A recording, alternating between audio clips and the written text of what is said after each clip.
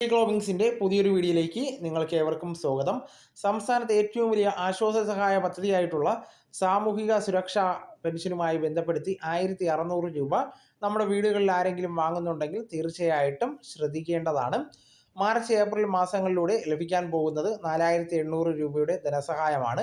ഇത് സംബന്ധിച്ച് നിരവധി അറിയിപ്പുകളും വന്നു കഴിഞ്ഞു. 62 ലക്ഷത്തോളം വരുന്ന ആളുകൾക്കാണ് ഈ വലിയൊരു ആശ്വാസ വിതരണം നടക്കുവാൻ പോകുന്നത്.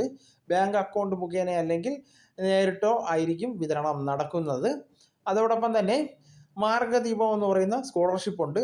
1ാം ക്ലാസ് മുതൽ 8ാം ക്ലാസ് വരെ പഠിക്കുന്ന വിദ്യാർത്ഥികൾക്കുള്ള സ്കോളർഷിപ്പാണ്.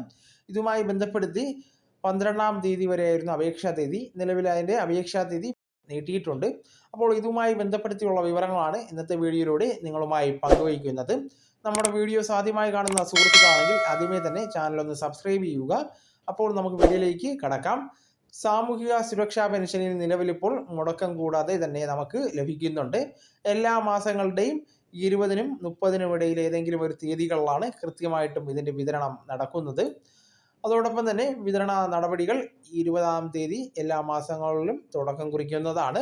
ബില്ലിംഗ് ഉൾപ്പെടെയുള്ള കാര്യങ്ങൾ അന്നത്തേക്ക് പൂർത്തിയാക്കുകയും അതിനുശേഷം സംസ്ഥാന സർക്കാരിൻ്റെ തുക കൃത്യമായിട്ടും ധനവകുപ്പ് അനുവദിക്കുന്ന മുറയ്ക്ക് തന്നെ വിതരണം ആരംഭിക്കുകയും ചെയ്യുന്നതാണ്. ഈ മാസം മാർച്ച് മാസവും ഇതേ രീതിയിൽ തന്നെ പെൻഷൻ വിതരണവും ആദ്യ ഗഡുവായിട്ടുള്ള അല്ലെങ്കിൽ മാർച്ച് മാസത്തിൻ്റെ ലഭിക്കേണ്ടതായിട്ടുള്ള വിതരണമായിട്ടുള്ള 1600 രൂപ മാർച്ച് അവസാനത്തോടെ നമ്മുടെ കൈകളിലേക്ക് എത്തിച്ചേരും.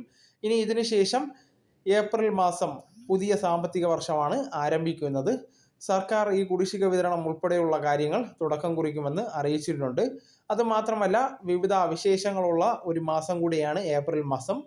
വിഷു ഉണ്ടാകും, അതോടൊപ്പം തന്നെ ഈസ്റ്റർ ഉണ്ട്, അതോടൊപ്പം തന്നെ പെരുന്നാളുണ്ട്.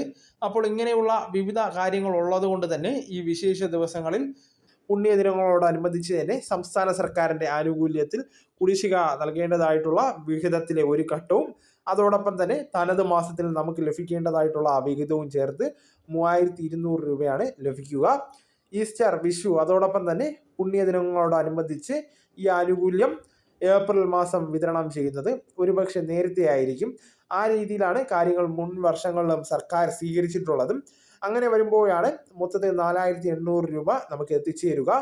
മാർച്ച് മാസം സാധാരണ വിഹിതം, അതോടൊപ്പം തന്നെ ഏപ്രിൽ മാസം ആകുമ്പോഴായിരിക്കും 2 ഗഡുകൾ എത്തുന്നത്. അങ്ങനെയാണ് ഈ 4800 രൂപ എന്നത് ഒരു കണക്കെത്തുന്നത്. അപ്പോൾ ഈ അറിയിപ്പ് എല്ലാ ഗുണഭോക്താക്കളും ഒന്ന് ശ്രദ്ധിക്കുക.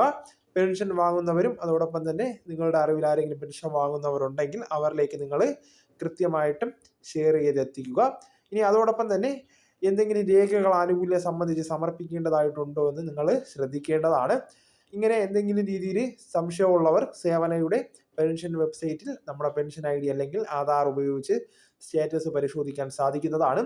ചില സമയത്ത് സേവനയുടെ സൈറ്റ് കിട്ടണമെന്നില്ല, എങ്കിലും ഭൂരിഭാഗം സമയങ്ങളിൽ നമുക്കിത് കാണാൻ സാധിക്കുന്നതാണ്.